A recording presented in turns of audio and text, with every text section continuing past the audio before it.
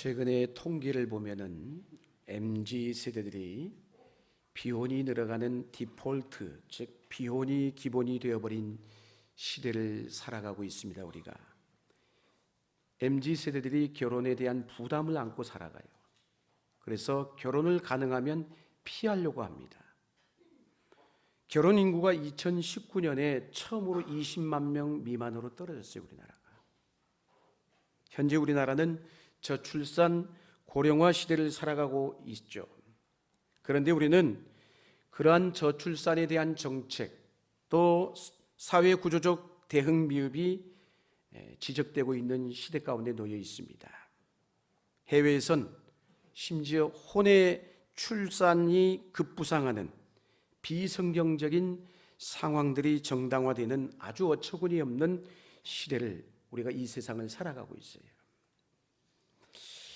예전에는 TV가 볼 것이 많지 않았기 때문에 케이블 TV도 그렇고 해서 기억이 나실는지 모르겠어요. 저 때만 해도 죄송하게 제가 나이가 많은 건 아니고요. 비디오를 빌려다가 비디오방이 있었잖아요. 비디오를 빌려다가 온 식구들이 함께 비디오를 시청했던 그런 시대가 있었습니다. 그런데 비디오를 틀면 모든 비디오마다 처음 시작할 때 경고의 문구가 올라가게 돼 있습니다. 기억이 나실는지 모르겠어요. 제 말을 들으면 맞아, 이제 생각이 나실 거예요. 여러분, 경고가 딱 뜨는데 뭐라고 경고가 나오느냐면 이런 경고문이에요. 저도 나중에 검색을 해봐서 알았어요. 기억이 나더라고요. 옛날 어린이들은 코마, 마마, 전염병, 전쟁 등이 가장 무서운 재앙이었으나 현대의 어린이들은 무분별한 불량 불법 비디오를 시청함으로써 무서운 비행 청소년이 되는 무서운 결과를 초래하게 됩니다. 웃으신 분들은 기억이 나신 분들이에요. 기억이 나실 거예요. 이처럼 경고 문구가 쭉 올라갑니다. 그래서 우리는 저 같은 경우는 귀찮아가지고 그거 매일 보잖아요. 그러니까 귀찮아서 막 빨리 돌려버려요. 빨리 감기로 해가지고 올려버립니다. 그래서 마지막으로 나오는 또 문구가 있어요. 여러분, 딱 올라오는데 이런 문구예요. 한 편의 비디오가 사람의 미래를 바꿔놓을 수 있습니다. 요건 기억 못 하셨죠? 이렇게 딱 경고 문구가 뜨고 나서 5, 4, 3, 2, 1 그리고 지나면서 본편 비디오가 이게 영화가 시작이 돼요. 저는요 그걸 이제 다시 한번 떠올리면서 참 옛날에 교육계나 정치하시던 사람들이 훨씬 지금보다 지혜로웠다라고 생각을 합니다. 왜? 뭐가 위험한지를 아는 사람들이었어요. 지금보다 훨씬 건강했다라고 생각해요. 저는 잘 살았어요. 경제적 잘 삶이 아니라 돈은 없었을지 모르지만 사회 구조가 훨씬 잘 사는 세상이었다는 것이에요. 지금이 얼마나 풍요로운 시대입니까? 여러분, 풍요로워졌어요. 그런데 지금은 아마도 그런 어떤 비디오도 나오지 않지만 영화나 뭐 이런데 우리가 흔히 이제는 파일로 나오잖아요. 거기에 아마 그런 문구를 집어넣는다면 아마 왜 누가 이 시대가 어느 시대인데 이런 문구를 집어넣냐라고 아마 난리가 날 거예요. 아마. 적어도 옛날에 우리의 믿음의 선배들은 뭐가 위험한지를 알았다는 거예요. 여러분, 작금의 세상이 무서운 이유는 뭘까요? 분명히 위험한데도 위험하다라고 얘기를 하지 않아요. 여러분, 누구 하나 얘기를 해주지 않아요. 여러분.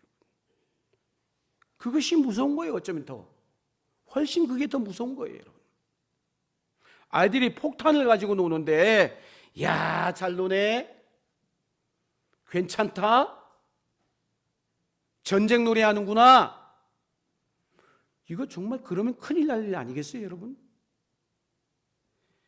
지금 세상이 그렇게 되어가고 있다는 거예요. 우리들의 아이들이 밖에서 돌아다니는데 죄가 그냥 널려 있어요. 허용이 되고 있다는 거예요. 뭐가 뭔지도 몰라요. 여러분, 죄를 지을 나이도 아닌데 죄를 지으면서 뭐라는 거예요? 꾸짖고 고쳐줘야 되는데 아무도 얘기를 해주지 않아. 그냥 놔둬요. 근데 그게 우리가 속고 있다라는 것이죠. 사랑하는 성도 여러분. 여러분, 오늘 우리 교회는 창립된 지 51주년이 되는 나이입니다. 여러분, 오늘 우리 교회가 나아갈 비전 가운데 하나가 뭘까? 여러분에게 물어봅니다. 우리 교회가 앞으로 30년이 지나서 과연 이 자리에 어떤 모습일까? 30년, 40년, 50년이 지나고 나면 우리 교회는 과연 존재하고 있을까? 전혀 생각 안 하고 살잖아요. 늘 고민이고 걱정인 거예요, 여러분. 그래서 저는 오늘 말씀 창립 기념주일의 즈음에서 다음 세대를 일으키는 교회라는 제목으로 함께 말씀을 나누고자 합니다. 여러분, 본문 말씀을 보면 어려서부터 하나님의 은혜를 받아서 백발이 될 때까지 살아야 되는 이유는 뭐라고 얘기하고 있어요? 오늘 시편의 저자가 오늘 나에게 주신 말씀을 나에서 끝나는 것이 아니라 내 후손인 내 자녀들에게까지 알리는 것이고, 그때까지 제발 하나님 나를 버리지 말아 주옵소서. 그런 거룩한 꿈을 안고 하나님 앞에 기도하고 있는 말씀인 것이에요. 할렐루야. 여러분, 보통 한 사람을 평가할 때 자녀의 삶을 보면은 제 부모는 어떻겠구나라는 것이 평가가 되어져요. 자식을 보면 부모를 압니다. 여러분, 누구에게나 자녀의 문제가 쉬워요, 어려워요? 매우 어렵습니다, 여러분. 그래서 유명한 기업인은 세상에 다 자기 마음대로 다 되는 것 같은데 딱 안 되는 것 두 가지가 있대요. 그게 뭐냐? 첫 번째가 골프고 두 번째가 자기 자식이래요. 그 마음대로 안 되는 거예요, 여러분. 성도가 가져야 될 최고의 관심사 중에 하나가 뭐냐? 과연 내가 믿고 있는 하나님, 내가 경험한 복음, 그 예수, 그 신앙이 내 자녀에게 과연 전수가 되고 계승이 될 수 있을까? 이게 우리의 관심사가 되어야 되는 것이에요. 내가 정말 복음을 경험한 자라면 이것이 다음 세대로 이어지는 게 마땅한데, 그것은 곧 부모인 나의 책임이고 우리의 사명이라는 것이에요. 다른 것은 몰라도 부모가 신앙을 물려주는 것이야말로 가장 최고의 유산 중에 하나라는 것이에요. 신앙을 가진 자녀라면, 적어도 내 자녀는 믿음 위에서 제대로 신앙생활을 하고 있다라면 걱정할 게 없지요. 그 자녀의 미래는 왜 내가 책임지는 것 같죠? 천만에요. 하나님이 보장해 주시기 때문에. 그러니까 걱정할 게 없어요. 우리가 잘 아는 록펠러라는 인물 잘 아시죠, 여러분? 이분은 시카고 대학은 물론이거니와 12개의 종합대학과 수천 개의 교회를 지어 바쳤던 재벌 중에 재벌이었어요. 어느 날 시카고 대학에 교회를 지어서 헌당식을 할 때, 저도 시카고를 방문했을 때 이 학교를, 그리고 그가 세운 교회를 가봤어요. 엄청나요. 으리으리해요.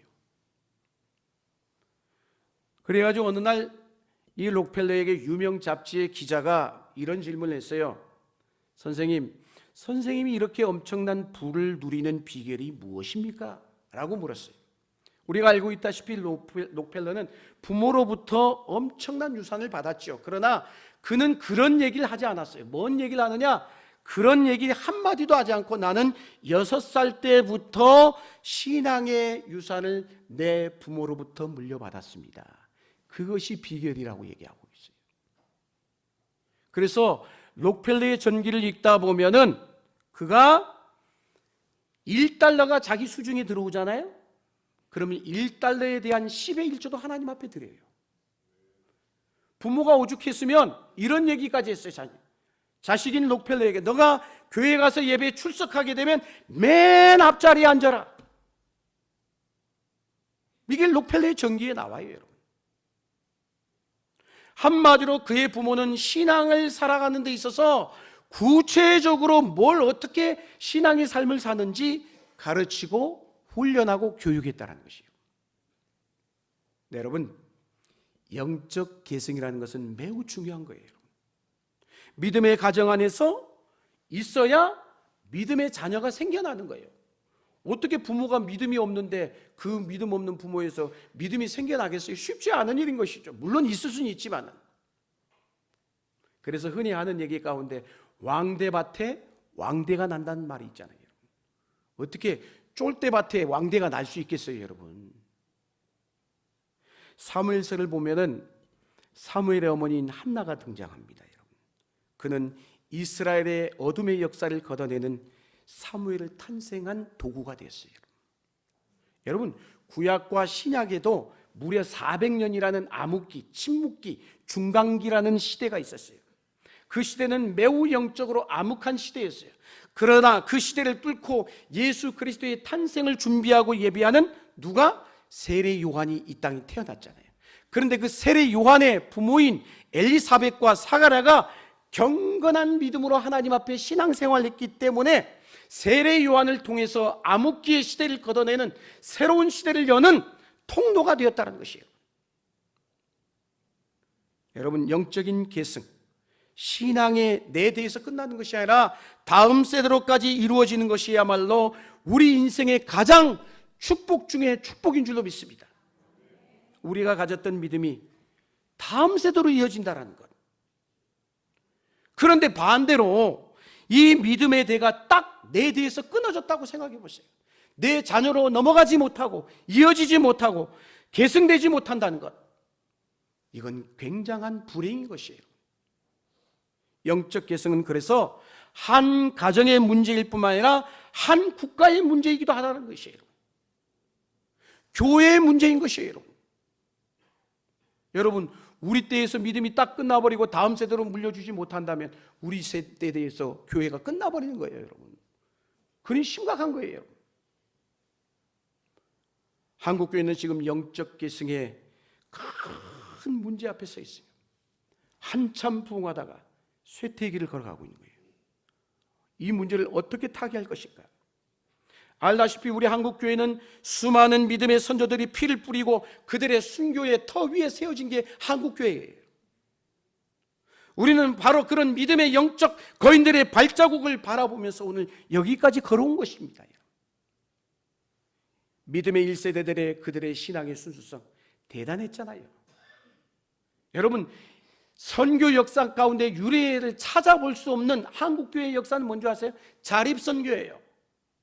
우리의 믿음의 할머니들의 할아버지들이 비녀를 빼고 반지를 가락지를 빼고 머리를 삭발을 내서 팔아다가 그걸 헌금으로 드려서 세워진 교회가, 이들의 희생과 헌신과 순교의 피로 뿌려진 교회가 한국교회란 말이에요. 그런데 지금 이 바로 한국교회 영적 계승에 금이 가기 시작하고 있는 거예요.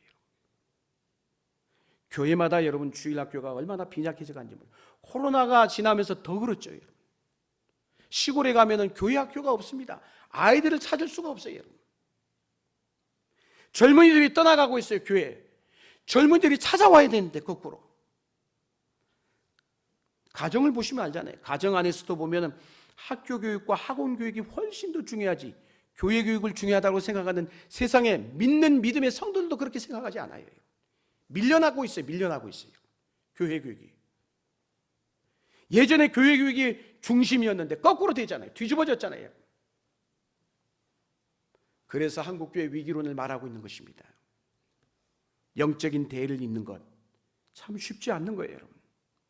성경의 역사를 보면 대를 잇는 일의 성공적인 얘기보다 실패한 얘기들이 꽤 많이 나와 있죠. 우리가 잘 아는 다윗이 얼마나 믿음에 있어서 출중한 인물입니까? 물론 실수한 것도 있지만 다윗만큼 내 마음에 합한 자라고 했잖아요. 그러나 그의 아들인 솔로몬 때 오면서 솔로몬이 엄청난 부와 영광을 누렸지만 그의 신앙이 점점 희미해져 가고 있어요. 그래서 그의 아들인 르호보암 때 와가지고 결국 이스라엘 나라가 두 동강이 나고 말았잖아요. 그 두 동강 난 나라마저도 결국 바벨론과 아수르에 의해서 멸망한 비극의 역사를 초래했던 것을 우리는 잘 알고 있습니다, 여러분. 사랑하는 여러분, 교회의 역사 속에서 한 교회가 100년 넘게 쓰임받는 예가 별로 없어요. 드물어요, 여러분. 일반적으로 교회는요, 한 30년 정도 지나면 쇠퇴하게 됩니다. 한 세대의 열정과 헌신으로 물론 건물도 짓고 대단한 업적을 이루었지만 정작 그것을 대를 이어나갈 다음 세대가 없기 때문에. 서구 교회가 그러잖아요. 서구 교회가, 유럽 교회가 그러잖아요. 여러분. 미국 교회가 아직도 있지만은 미국 교회가 어떻게 될지 몰라요. 우리도 지금 그 전철을 향해 가고 있는지도 몰라요. 여러분. 찬란했던 서구 교회도 역사가 흐르면서 교회당마다 가보면 머리가 하얀 노인들만 소수가 앉아가지고 예배를 드리고 있어요. 유럽의 교회나 호주에 가보면은 교회 앞마당에 그냥 무덤들로 줄비해요. 역사가 오랜 교회들이요, 무덤들이 많아지다 보니까 이제 묻을 공간조차도 없어져 가고 있어요. 그러다 보니까 호주나 유럽에 있는 교회 목사님들이 주로 사역하는 게 뭔지 아세요? 장례 집례하는 거예요. 장례 집례하는 것. 지금 한국교회 세대 개성에 빨간 불이 켜졌어요. 빨간 불이. 교회의 자녀의 세대들이 형격하게 줄어들고 있단 말이에요. 캠퍼스 사역 또한 잘 안 되고 있잖아요. 캠퍼스에 가면 이단들이 더 판을 치고 있어요. 예전에 그렇게 부흥했던 선교단체들이 쇠퇴의 길을 걷고 있어요. 여러분. 발을 붙이기가 어려고 있어요. 여러분. 영적 개성은 그런 의미에서 교회의 문을 닫느냐 여느냐 존폐의 문제이고 사활이 달린 문제인 거예요. 우리는 다시 한번 30년 50년 후에 이를 내다볼 수 있어야 되는 것이에요. 우리는 영적 개성에 생명을 걸어야 합니다. 우리는 다음 세대를 품는 교회가 되어야 되는 것이에요. 미래가 있는 교회는 다음 세대를 일으키는 일에 적극적으로 참여하는 교회인 것이에요. 한국 사회에 여러 문제들이 있지만 교육의 문제만큼 큰 문제가 어디 있어요? 오늘날 교회도 마찬가지입니다. 다음 세대에 대한 심각한 고민, 당연한 일이 되어버렸어요. 다음 세대를 일으키려면 젊은이들을 문화를 알아야 되는 것이에요. 이해해야 되는 것이에요. 존중해야 할 줄 알아야 되는 것이에요. 이것은 하루아침에 만들어지지 않죠, 여러분. 존중은 이해로부터 시작이 되는 것이에요. 젊은이들의 문화를 이해할 줄 알아야 돼요. 다음 세대에 대한 깊은 사랑과 이해가 필요하단 말이에요. 지금 한국교회는 물론 좌우 이념의 갈등, 동서 간의 갈등, 남북의 갈등, 이 갈등도 있지만 훨씬 더 큰 갈등이 있다면 뭐냐? 세대 간의 갈등인 것이에요. 한 가정을 들여다봐도 그렇잖아요. 부모와 자녀가 소통이 안 돼요. 그냥 부모는 윽박지르고 있고 자식은 반항하고 있고, 이런 막힘은 결국 갈등을 만들어내고 소통이 일어나지 않는다면 어떻게 믿음이, 신앙이 전수가 되고 계승이 일어나겠습니까?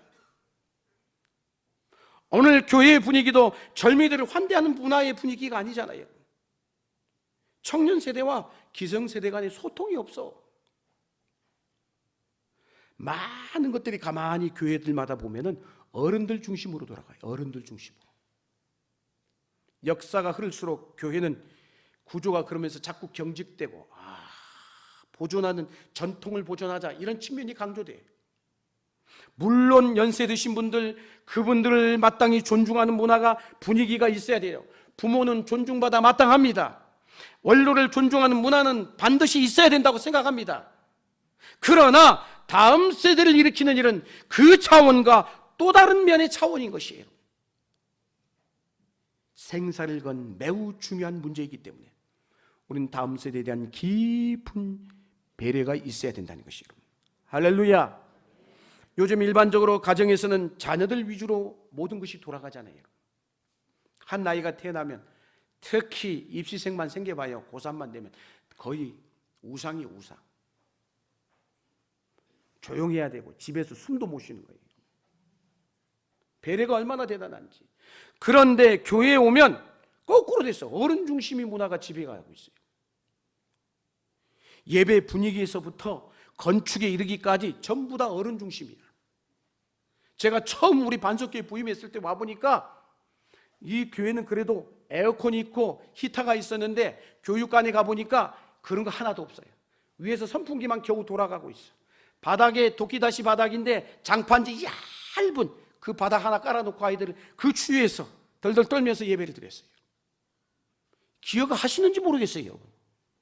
제가 처음 부임했을 때 그랬단 말이에요. 지금은 하늘과 땅 차이죠. 사랑하는 여러분,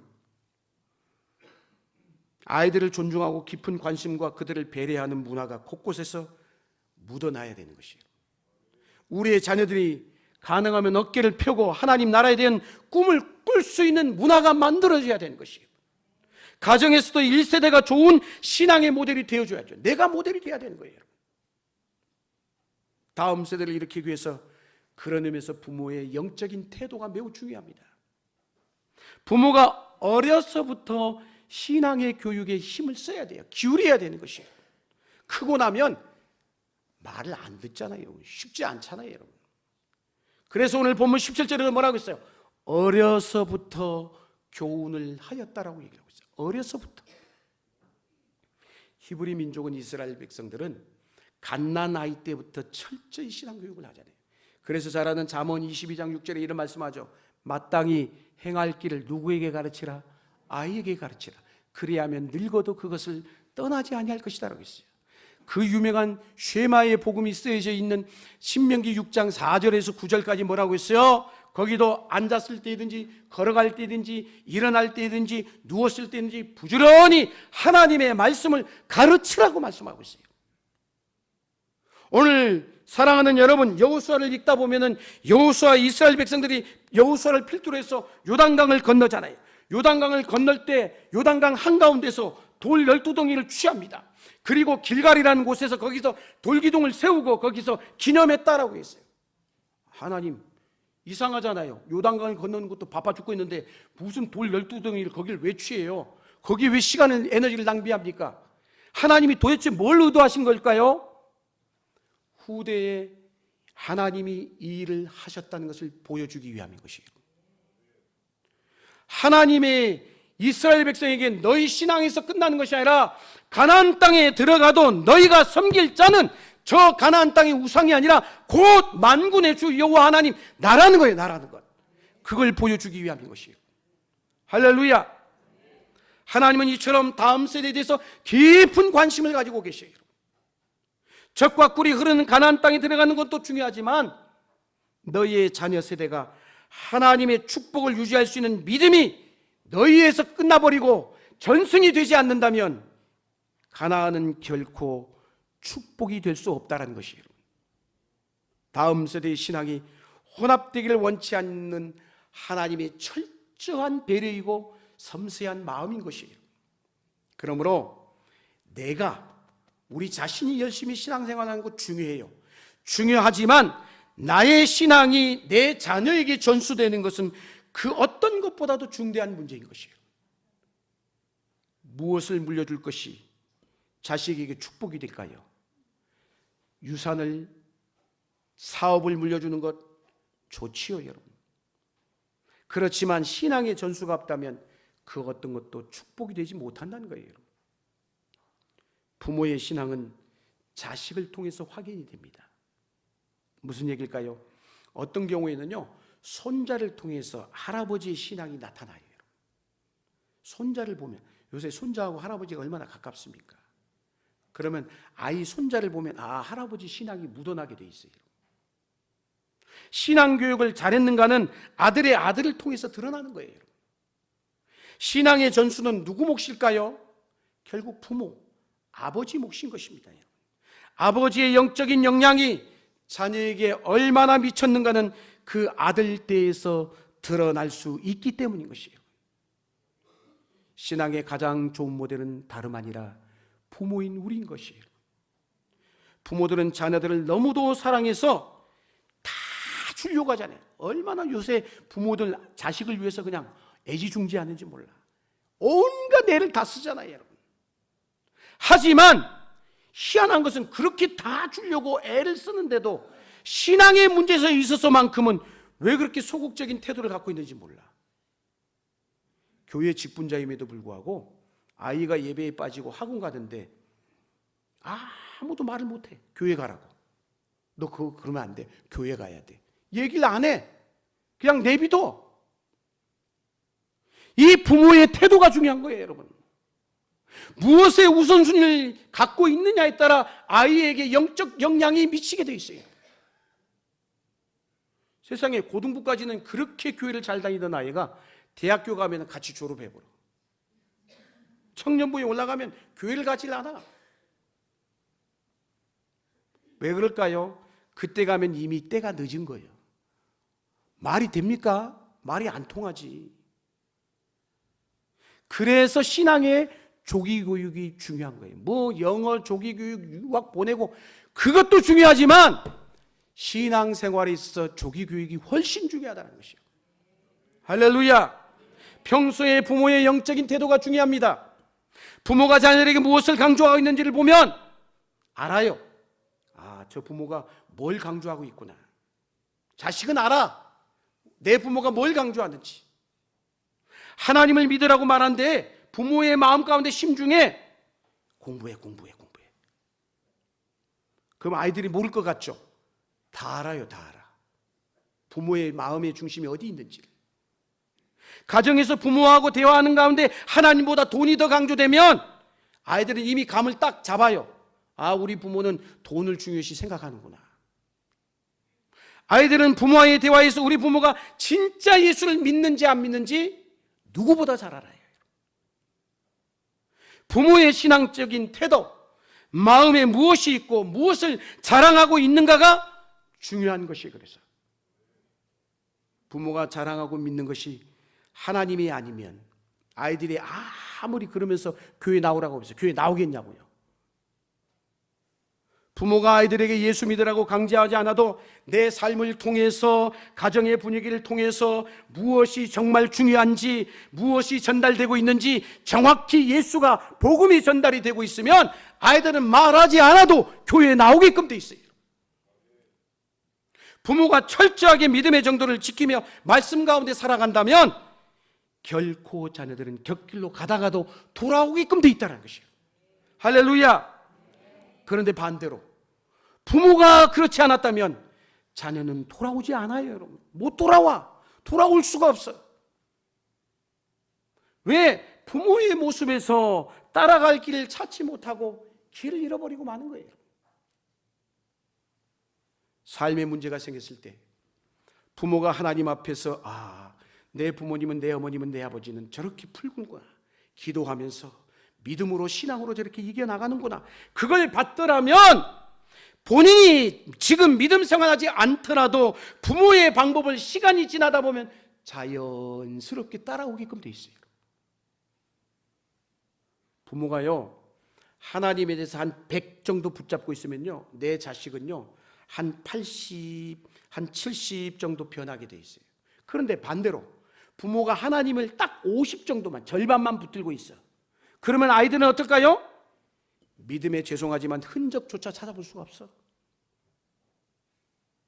그러므로 우리는 자녀들의 평가 앞에서 하나님의 진정한 성도로 인정받는 것에서 실패하지 않아야 되는 것입니다. 할렐루야. 믿음의 사람에게 그래서 가장 큰 싸움이 있다면 신앙의 계승, 신앙의 전수인 것이에요.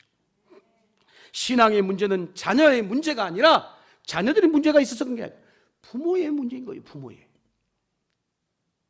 내가 하나님 앞에 철저히 서 있느냐를 날마다 점검하시기를 주의 이름으로 축원합니다.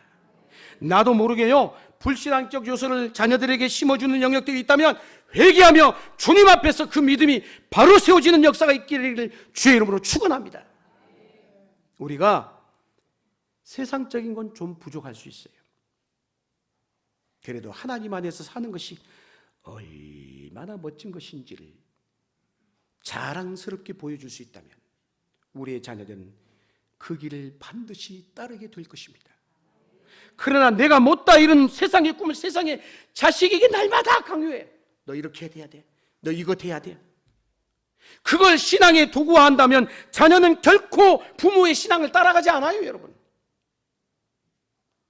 한국교회는 저도 그랬습니다만 제자 훈련에서 그런 데 꽤 많이 노력을 했고 어느 정도 성공을 거뒀어요, 여러분. 교회 안에서 신실하고 열심히 있는 성도들도 인정을 받았지만 정작 뭐라는 거예요? 가정 안에 가보면 부모로서 아름다운 삶의 모습을 보여주지 못해서 오히려 자식들이 반감을 가지는, 그런 경우들이 많아요, 여러분. 이게 바로 믿음의 계승에 실패한 요인인 것이에요.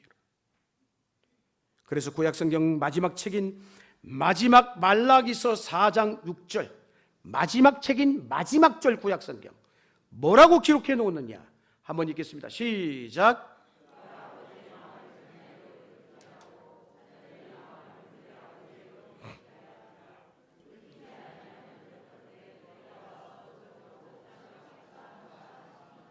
아멘. 무슨 말씀일까요? 여기에 보면은 아버지의 마음을 자녀에게로 돌이키게 하고 자녀의 마음을 아버지에게로 돌이키게 하고, 이 뭘까요? 세대의 계승을 얘기하는 것이에요. 서로 돌이켜, 아버지도 자식도 서로 돌이켜서 영적으로 단절된 것이 회복되어야 된다는 것이에요. 신앙의 계승이 가정 안에서 흘러가는 것이 우리 신앙의 핵심 중에 핵심인 줄로 믿습니다. 이것은 결국 한 가정의 운명이고 한 교회와 민족의 운명이 걸린 문제인 거예요. 영적 소통이 일어나고 아버지와 아들의 관계의 회복이 일어나야 영적 계승이 일어나게끔 되어 있어요. 만약 그 계승이 일어나지 않는다면 다음 세대에서는 반드시 하나님을 버리게 될 것입니다. 그러므로 영적 계승은 우리의 삶과 국가적 문제에 생사를 거는 중대한 문제가 아닐 수가 없다는 거예요. 하나님은 아브라함의 하나님이 되실 뿐만 아니라 이삭의 하나님이 되시기도 원하시고 그의 아들이었던 야곱의 하나님이 되시기도 원하셨습니다. 오늘 나의 하나님은 나의 하나님으로 끝나는 것이 아니라 내 아들과 내 딸에게도 아버지가 되시기를 원하신다는 것이에요. 우리뿐만 아니라 우리 모든 세대를 통해서 우리 하나님은 영광받기를 원하십니다. 어쩌면 하나님은 우리의 예배를 받는 것 그 이상으로 우리의 다음 세대가 하나님 앞에 나오는 것에 깊은 관심을 가지고 계셔요. 결국은 다음 세대가 어떻게 일어날 것인지에 대한 마음을 가진 사람들이 곧 다름 아닌 하나님의 마음을 가진 자라고 얘기할 수가 있어요. 그러므로 우리 교회는 인물을 키우는 방향으로 가야 돼. 이것은 예수님의 방식이에요. 예수님도 이 땅의 공생의 3년 동안 어디에 집중하셨어요? 사람에게 집중하셨어요. 12명의 제자를 키우는 일에 자기의 3년의 시간을 다 투자했단 말이에요. 마지막에 그래서 부활하시고 승천하시면서도 제자들에게 뭐라고 했어요? 너희는 가서 모든 민족으로 제자를 삼아 사람 세우는 일에 집중하라고만 명령하셨어요.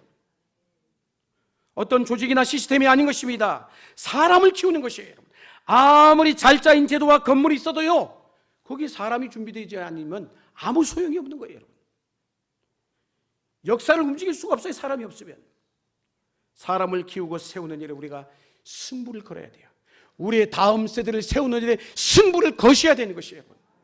우리 교회가 이 일에 아까워하지 않고 에너지와 물질과 모든 열정을 쏟아 부어야 되는 것이에요. 그게 우리 교회를 살려내는 일인 것입니다. 우리 주일학교에 관심을 가져주십시오. 중보하며 기도하십시오. 물질로도 후원하는 여러분 되시길 축복합니다. 여러분, 이 세대를 일으키는 부분에 관심을 가지고, 우리가 아까 장로님도 기도하셨지만 청년들이 뭘 고민하고 도대체 뭘 고민하고 있는지, 다음 세대가 나아가기 위해서 해결해야 될 것이 무엇인지 함께 머리를 맞대고 고민해야 되는 것이에요. 저는 아까도 교육관 얘기했습니다마는 지금 교육관에 제 마음이 해놓고도 마음이 흡족하지 못했어요. 앞에 그 단도 왜 해놨을까? 그냥 싹 밀어버리고 전면에다가 지금 뭐 프로젝트를 해놨습니다마는 지금 우리 LED 지금 화면 얼마나 좋습니까? 다 여기만 쳐다보잖아요 지금. 거기는 저는 우리 아이들, 우리 어린이들, 청소년들을 위해서 계대들의 문화에 맞게 LED, 요새는 이게 LED가 곡선으로 나와 있어요. 이렇게 전면에다가 그거 깔고 싶은 그런 마음이 있어요. 그래서 거기서 예배하고 찬양하고 춤도 추고 그랬으면 좋겠어요. 저는 제 마음이 그래요. 그러므로 미래형 교회는 다른 게 아니에요. 여러분, 다음 세대에게 어떤 관심을 가지느냐는 거예요. 아이들의 자살 문제, 왕따 문제, 그거에 대해서 대안을 제시하고 그 일에 투자하는 교회, 아이들의 문화의 코드에 맞춰서 그들이 그 문화를 가지고 예수의 문화로 접목시키는, 거기에 관심을 갖는 교회, 여러분, 한국교회에 오신 선교사님들이 가장 먼저 한 일이 뭐였어요? 학교를 세우는 것이었어요. 민족의 지도자를 세우는 것을, 학교를 세우는 것을 통해서 그 일을 하셨다는 것이에요. 미국의 하버드대, 예일대, 명문대학이잖아요. 그 하버드나 예일대도 모두 다 누가 세웠느냐? 믿음의 사람들이 세운 거예요, 여러분. 미션 스쿨이에요, 여러분. 그 학교에서 미국의 부흥을 주도한 인물들이 나온 거 아십니까? 역사를 바꾼 일들은 사람을 키우는 것을 통해 이루어 나갔어요, 여러분. 그러므로 우리 교회도 이런 비전을 가진 사람들이 많아져야 되는 것이에요. 저 혼자만의 생각이 아니라 우리 모두가 그 생각에 한마음 한뜻이 돼야 되는 것이에요. 우리가 가진 인적 자원이 하나님 나라의 많은 영역 가운데 하나님이 이루실 일에 함께 동참하고 함께 나아가야 되는 것이에요. 젊은 세대의 부흥이 일어나는 일 위해 투자를 아끼지 말아야 합니다. 미래의 글로벌 리더십을 양성하도록 우리가 힘을 기울여야 되는 것이에요, 여러분. 영적 무장과 세상적 실력을 갖춘 다니엘과 같은 인물이 세상을 향해 뻗어갈 수 있게끔 해야 되는 것이에요. 그들이 누구도 흠잡을 수 없는 탁월한 리더가 될 수 있도록 교회가 길을 열어줘야 되는 것이에요. 사랑하는 여러분, 우리 교회의 세계 복음화의 비전은 우리뿐만 아니라 자녀 세대들이 정치, 경제, 사회, 문화 모든 영역에 탁월하고 신실한 주의 일꾼이 되어 나갈 때 온전히 이루어질 것입니다. 건물이나 사람이 많이 모인 교회보다도 하나님의 탁월한 사람들이 일어나는 교회가 교회를 살리고 민족을 살리게 될 줄로 믿습니다. 도산, 안창호 등 수많은 민족의 초창기 여러 영역 속에서 하나님의 신실한 종들이 얼마나 많이 나왔습니까? 그들은 기독교 정신으로 길러낸 민족의 지도자들이 있기 때문에 역사를 바꿔놓는 인물들이 되었던 것이에요. 사무엘서에도 여호와께서 한나에게 잉태하지 못하게 하셨는데 한나가 생명을 걸고 통분히 여기며 하나님께 기도하는 가운데 하나님과 통하게 되잖아요. 그러면서 한나는 마침내 하나님의 뜻을 발견했어요. 그랬기 때문에 아이를 낳지 못하는 이 여인이 결국 불임 가운데서 영적 어둠, 다른 하나님의 선자를 낳지 못하는 영적 어둠 가운데서 하나님의 마음을 읽었기 때문에 사무엘을 하나님 앞에 드릴 수가 있었던 것이에요. 그 어둠 가운데 사무엘이 불을 켜는 인물로 세워갈 수가 있었던 것입니다, 여러분. 오늘 우리가 해야 될 중요한 일은 사람을 키우는 일입니다. 자녀 세대가 거룩한 부흥의 세대로 이 땅에서 일어나도록 우리가 관심을 가지고 기도하고 꿈을 꾸고 격려하며 에너지를 투자하고 물질을 바쳐야 합니다. 그래서 거룩한 하나님의 자녀들이 우리보다 더 강력하게 일어나는 역사가 일어나게 될 줄로 믿습니다. 우리 교회 그 일에 집중하며 그 비전과 환상을 품고 함께 기도하며 헌신하는 은혜가 우리 가운데 있게 되기를 주의 이름으로 간절히 축원합니다.